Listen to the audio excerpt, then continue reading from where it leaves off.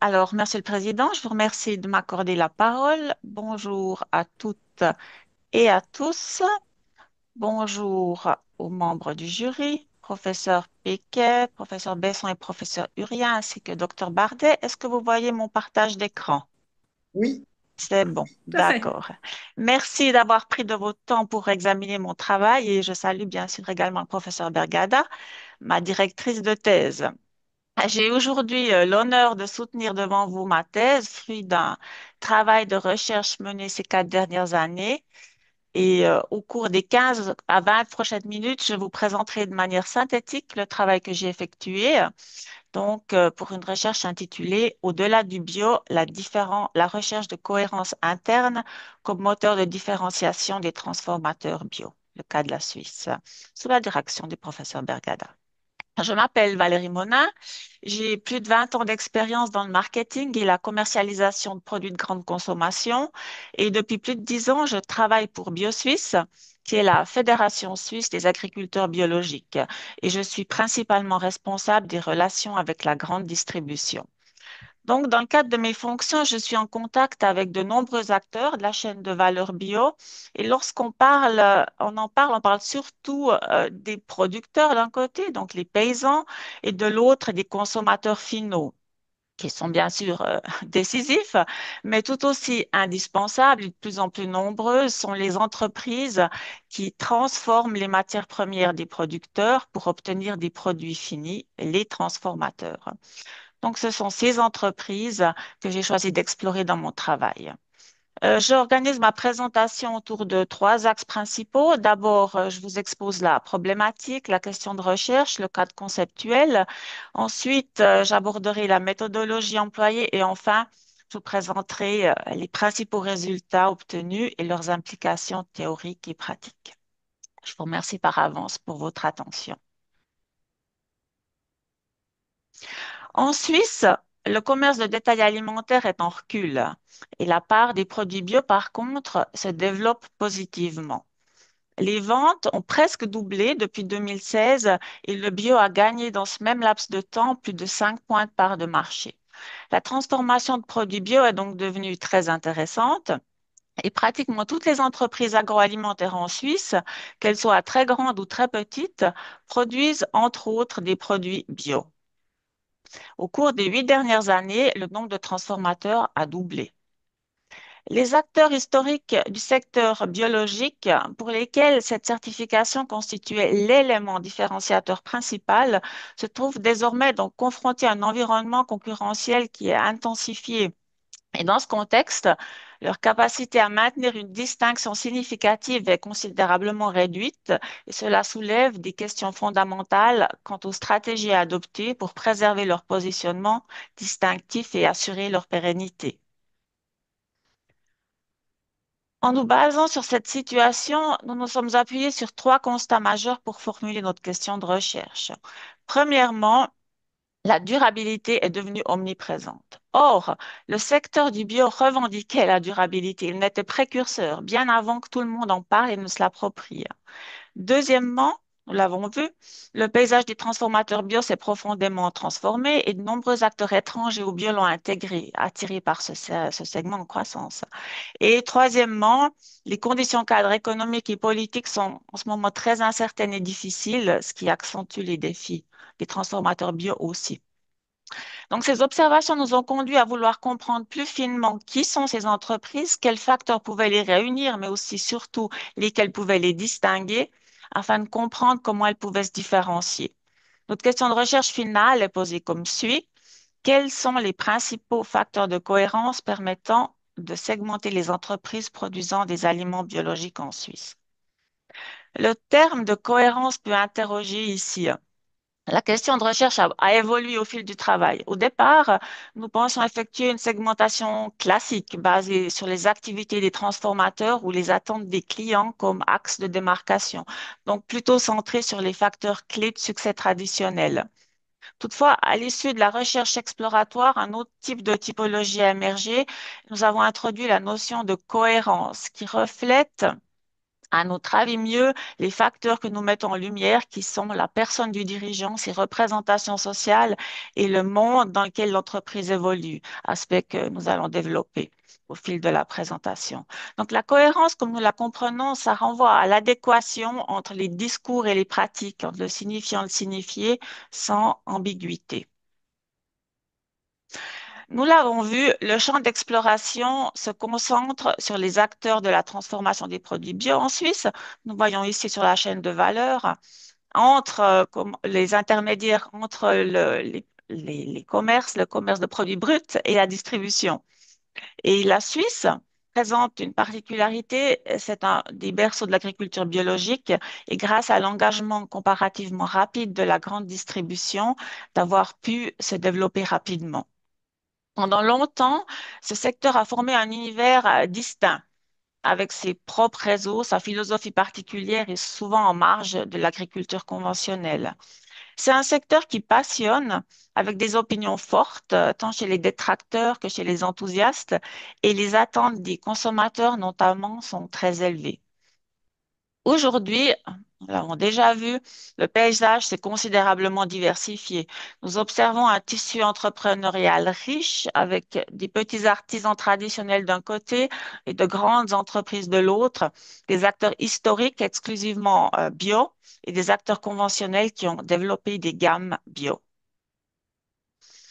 Pourquoi cette question mérite-t-elle notre attention aujourd'hui? D'une part, le secteur bio est un domaine en mutation qui se trouve à un moment charnière de son développement. De nombreuses questions se posent aux dirigeants qui sont confrontés à des décisions stratégiques cruciales qui conditionneront la viabilité à long terme de leur entreprise. Et le titre de la thèse tente de refléter cette interrogation pressante. Qu'y a-t-il pour ces entreprises au-delà du bio? D'autre part, cette réflexion s'inscrit dans un contexte bien plus large. En ce moment, le monde cherche ses repères et au-delà des beaux discours et des rapports de RSE, qu'est-ce que les dirigeants sont réellement disposés à faire en termes de durabilité? Jusqu'où sont-ils d'accord d'aller pour fidéliser des clients qui sont très volatiles, ou pour attirer une main-d'œuvre qui se raréfie? Ces bases posées, nous avons amorcé notre revue de littérature en prenant la performance globale comme point de départ.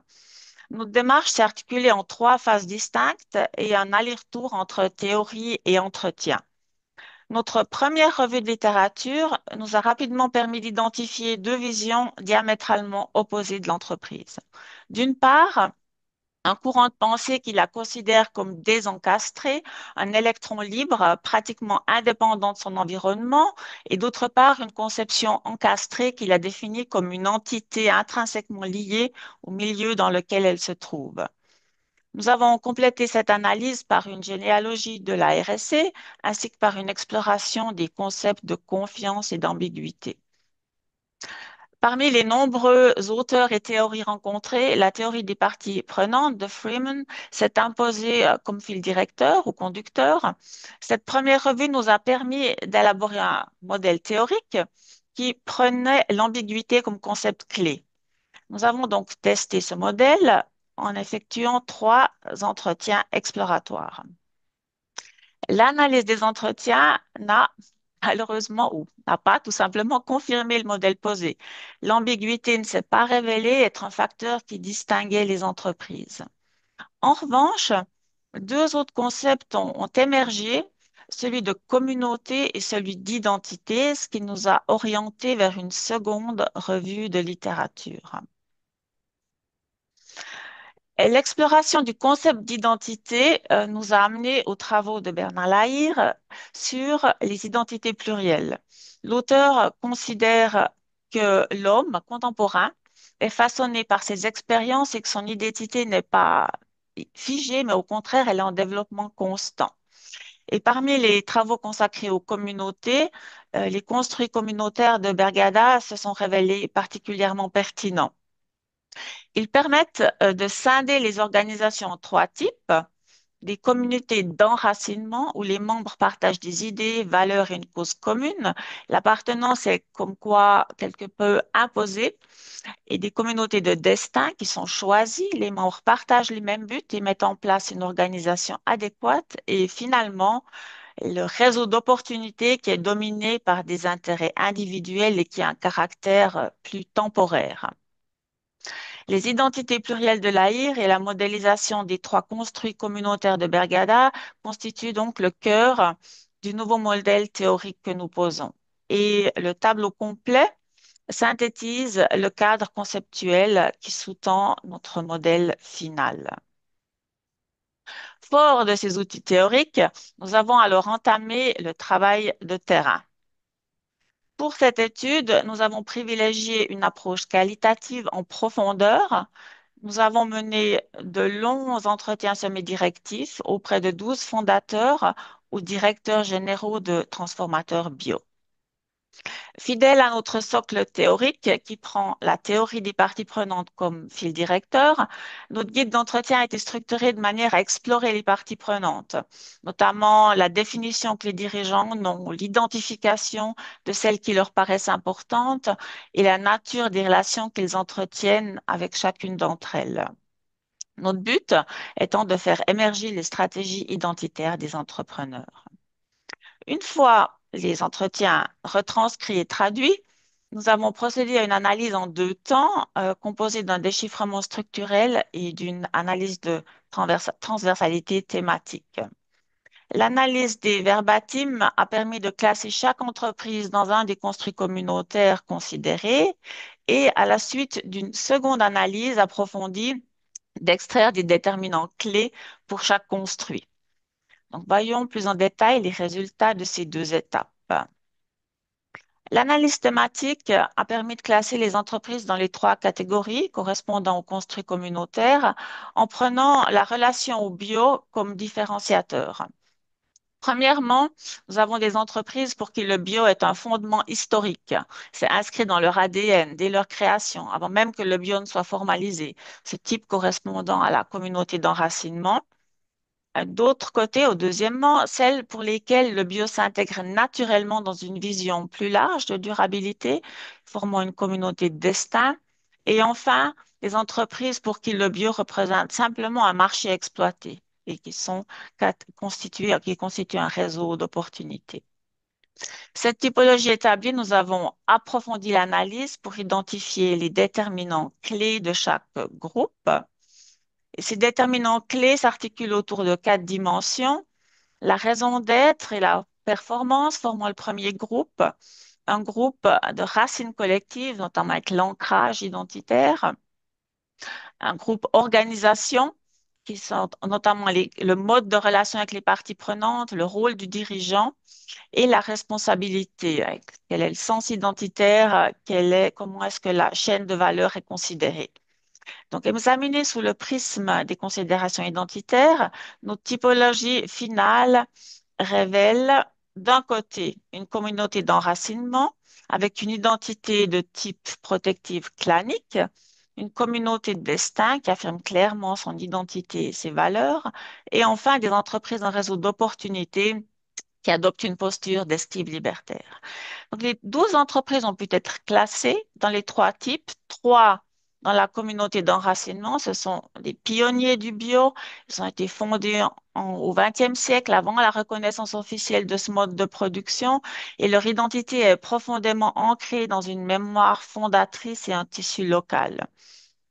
Trois également dans la communauté de destin, ce sont des entreprises plus récentes qui portent une vision transformatrice de la société et elles incarnent une responsabilité globale allant au-delà de la responsabilité ou de la dimension économique. Et la majorité, six entreprises dans les réseaux d'opportunités, ce sont des entreprises qui s'engagent dans le bio principalement en réponse aux demandes du marché.